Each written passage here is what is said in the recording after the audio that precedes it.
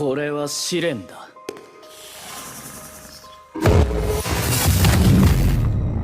過去に打ち勝てという試練と俺は受け取った。人の成長は未熟な過去に打ち勝つことだとな。え？お前もそうだろ、ジャンピエール・ポルナレフ。貴様はディアボロ。 If you couldn't tell from the video's title, or that very witty intro, today we are pointing our attention to the gaming console that felt a little short on what it was meant to do. That's right, we're talking about our good old pal, the Nintendo Wii U. Because that was the best name Nintendo could come up with, I guess. Anyways, that's enough rambling on, so let's get started.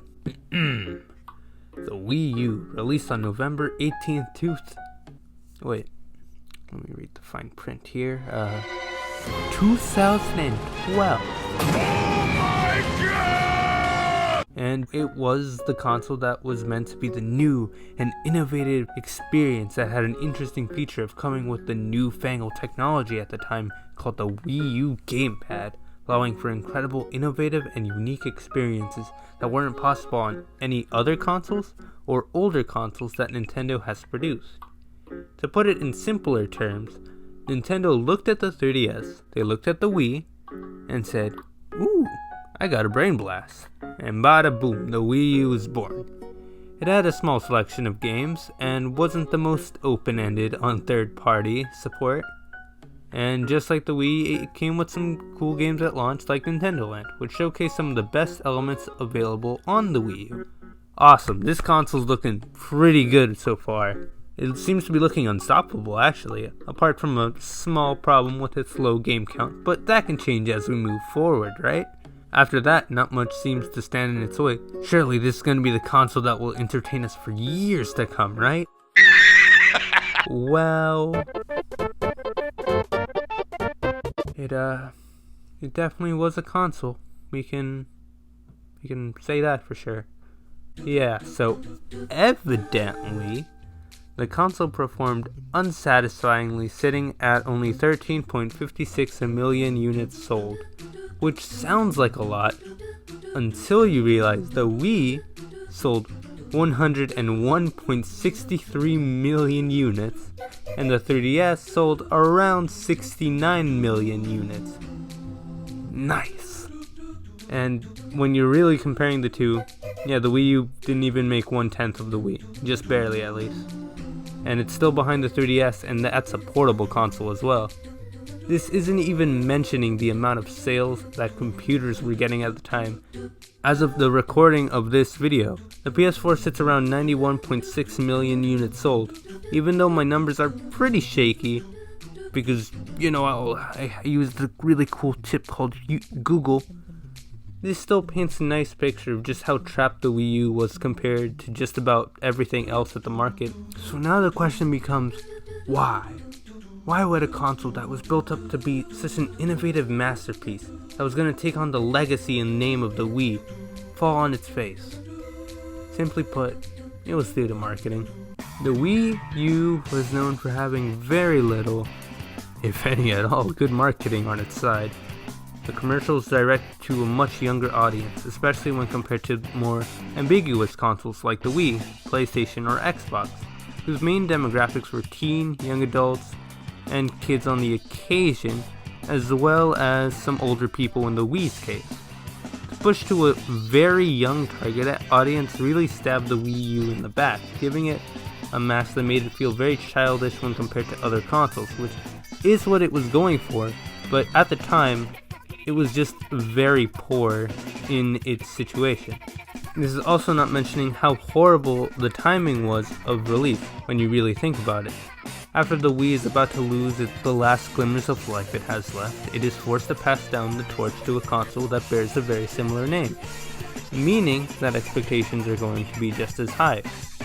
However, at the same time the PS4 gets closer and closer within the consumer's hands, and the Xbox has already pegged itself as a household name in many places. it was becoming clearer and clearer that direction gaming was heading into. With a market where gore, realism, and action were becoming more and more familiar to the people's perspective, and people from older generations growing up and wanting to play games that suited them more as an adult than as a kid, the Wii U was kind of frowned upon for its youthful games and was generally overlooked. I'm not saying that this happened for everyone, clearly not, but I am saying that it did happen, and that it's something that can't, or at the very least shouldn't be overlooked when talking about the console. As the world of games changed from what it was, people followed suit, not just because of trends, but possibly because games with more realistic views were quite new at the time, and they've just never looked better. Because of games with more adult features starting the road to domination, the Wii U didn't even get a chance to compete with the other kids on the playground before it was kicked to the ground. But surely, you scream as you hold your body pillows. Surely it must have had some quality games on the Wii U, right? It was worked on for so long before release and was incredibly different from the others in this race. Surely there must have been more people supporting the console. Well, if you're saying this, you would be right. The Wii U was unlike any other console, for better or for worse. High emphasis on the worse. The games may have had quality and innovation, but it lacked the numbers or the quantity that the other systems had at the time. And because developers started jumping onto the realism craze, very little fell into the requirements needed to be on the Wii U as a much family-friendlier console, and it wasn't exactly like many third parties were jumping ship to help Nintendo on the system, as the smaller sales drove more and more people away from even looking at the console's way, which alternatively just made the console harder to sell, which made the cycle loop over and over until the waterfall at the end of this long-ass complicated river finally came to an end. With this, the Wii U was falling in sales and generally not being able to compete as far as the other consoles of other companies. Nintendo put effort into the 3DS and its brothers as well as the future consoles to come.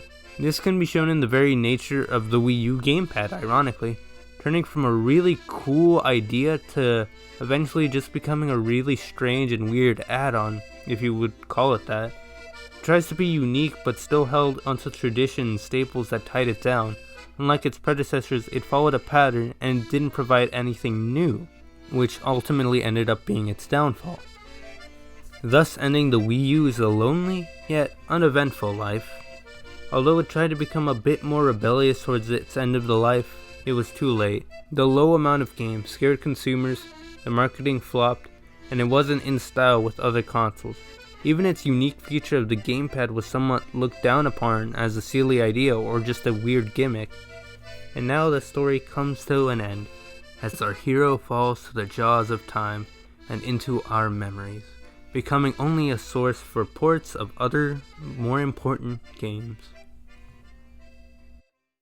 Although, this doesn't mean that the Wii U was worthless in the time it spent collecting dust comfortably on our shelves or inside boxes. Quite the opposite, in fact. I would even go as far as to say that the Wii U was one of the most influential and important consoles ever. As bold as a claim as this is, allow me to explain my case and to see why I would even think this in the first place. The Wii U was unsuccessful in the sales department. This can't be debated in any sense of the word.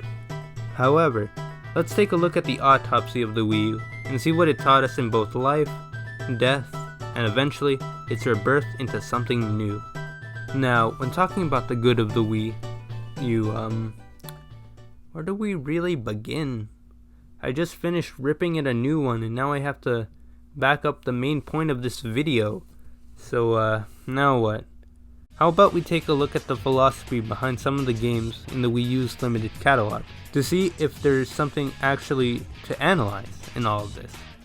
The game catalog, small as it was, contained some of the most unique and fun experiences that were only possible on the Wii U. For instance, the game that was pretty much step one of getting the Wii U, the game of Nintendo Land, with minigames including Luigi Mansion, Hide and Seek, Zelda, but it's actually Yarn, and you're actually either a sword guy or a bow dude, and even some fun chase games featuring Mario being chased by oversized fungi that figured out how to make machines that can track you down, which is a lot more horrifying than I actually thought it was. They each brought the classic childhood vibe that Nintendo was known for, and the ability to bring people together to just have some good old fun, to have a goof with some pals, take a sippy from your Capri Sun, and if you're underage and can't drink Capri Sun, just crack a few beers. As interesting as these games were, they didn't really speak much for the Wii U, being a game that came out with the console. People were pretty much expecting it to be at least a solid game all around, teaching you what the Wii U was all about, and allowing you to experience some of the Wii U's new features, like the gamepad. Along with that, we got an incredibly original take on the Mario franchise with 3D Land, giving a nice palette cleanser to the franchise, with just what you would expect with some more stuff added in. But fast forward a bit and we get a trailer flooding our phones and laptops that would leave an impact on pure meme potential that would spark a small interest in the system. What am I talking about?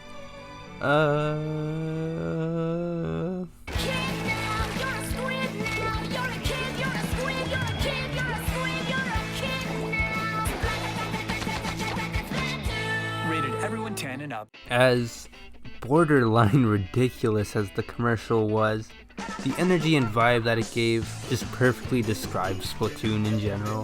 A multiplayer shooter with a focus on a new element of shooting the ground instead of your enemies, as you slide around as a squid and to sploosh everything around you in this insane and stylized world. The concept was so simple that, just like the Wii U intended, even a kid could play it and have fun. Just look at it all.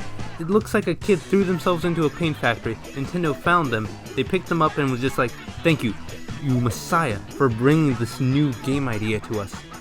Hell, even some channels were born from the excitement of Splatoon, giving people a small bit of hope for the system, as it was yet another incredibly unique game with a focus on style and fun, encouraging people to support the console. Splatoon may have been able to push a few consoles out the door, but it wouldn't be enough to save the console by its... Yep, hoo-hoo, wow, hey, Money, where do you think you're going? Cause I'm gonna go with you, GameStop's waiting around the corner. Super Smash Bros. For the Wii U and 3DS. It was released way before Splatoon, and was the main system pusher for the Wii U, don't you act like it wasn't, alright? Without this game, the Wii U sales would have been so much lower than they already were, and we would have missed out on some of the best things to come out of the system like Splatoon, and even more games that I'm not mentioning. Every single time a new version of Smash comes out, the cumulative hype that surrounds the game is enough for most people to implode from it all. This game kept so much of what we loved about the original games, even though they took away Subspace Embassy, which was one of my favorite memories of playing the game. No, I'm not salty. While introducing so many new things, we got Amiibo, which we so prominently collect, a new alternative for competitive Melee, and whatever Brawl was, and the birth of plenty new channels that would become mainstream thanks to this game. And there were so many more and more quality games one after another. Tropical Freeze, Mario Maker, the sexy one, the real sexy one, and so many ports of older titles for a new generation of gamers to enjoy. While there are plenty of other examples found in other games, I think you get the point by it now. The Wii U may have been weak on numbers, but the sheer amount of polish and effort that went into the games and memories that were made because of this amalgamation of a console were truly special, and something that could not be attainable if the Wii U was never conceived in the first place. I know for a fact the Wii U definitely played a big role in shaping how my life was going to be, and how it is right now. I was and still am a huge Nintendo fan at heart, so I got it and had a blast playing games and having a real great time with it. I wasn't that old yet, so I didn't see the purpose of games with realistic graphics or high resolution. It just mattered that I was having a grand old time playing games. And I think that's where the beauty of the Wii U really lies. In the generation that would grow up with it having the same sense of fun from the past and craving quality content over something that was made for a quick buck, it's almost kind of ironic that this system that people criticized and hated so much may have actually been so critical to the future of gaming. The reason being, it kept fun very much alive in the people's hearts and taught us what not to do with a console and games in the future. As the system got older and older, people started to become more fed up with the same games coming out, with a new coat of paint every single time. Indies were keeping up hope for what games could be by showing people that gameplay is actually necessary for making a game. Oh shit, who would have thought of that one? But for the most part, even though gaming was growing immensely in the numbers, as a person viewing everything from a customer's perspective, there was more hate than ever in the community at the time. Then Nintendo just comes in with the big bucks, waltzing in and says, hey. The Nintendo Switch, the newest console in Nintendo's lineup of games that alone generated some pretty intense hype for the console. But what really sold it was its new, yet somehow oddly familiar design of a console on the go. Some were spectacle, others in awe, but it was clear from the second it was showcased that this console would become a huge powerhouse for the future of gaming and where it was heading. In the midst of all the debates over graphics and visuals, Nintendo yet again embraces a childlike wonder as they always have, but something was really different this time. The Nintendo Switch wasn't as visually strong as the Wii U due to it also being a portable, yet it still had a high sense of quality, but most impressively its marketing. It wasn't directed to just kids anymore, it was directed to everyone. It was a gift for the gaming community in a whole, to come together and play games as they always have. To have fun just like we did with the Wii, GameCube, SNES, and yes, even the Virtual Boy. I mean even the Wii U. Nintendo learned from their mistakes and where they went wrong, yet kept pushing forward with the new idea of fun, that they made the impossible straight up possible. It is clear that the Wii U wasn't forgotten either, as many of the Wii U games got ported to the Switch, so that many people could enjoy the games that they missed out on because they didn't trust the system enough. The way that I see it is that the Wii U was not the juggernaut that people thought it would be, not in the slightest. But it was a catalyst for something greater that was to come. It gave us people of the new generation something to hold onto. It allowed those of the old to experiment, to see what it was like to do and play games with such high quality and innovation for fun. The Wii U, a console that will be forgotten, yet to be remembered for years to come. I thank it for what it did for me, as I don't think I would be here without it. Here is to you, a proud system of the Nintendo family.